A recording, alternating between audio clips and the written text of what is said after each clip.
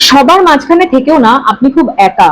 আপনি আপনার সাংসারিক জীবনে হয়তো আছেন, আপনার স্বামী আছে বা আপনার স্ত্রী আছে, আপনার সন্তান আছে, যেই আছে না কেন, যেই ভিডিওটা দেখছেন, বা আপনার লাইফে আপনার পার্টনার আছে, একটা বয়ফ্রেন্ড আছে বা একটা গার্লফ্রেন্ড আছে, সবকিছুই হয়তো সব জীবনটা পুরো ঠিকঠাক ভাবেই চলছে, মোটামুটি একটা ব্যালেন্সের মধ্যেই চলছে, কিন্তু আপনি ভিতর থেকে নিজেকে খুব বেশি একা মনে করেন, মানে আপনার সবার মাঝখানে থেকেও আপনার মনে হয় যে আপনি একা।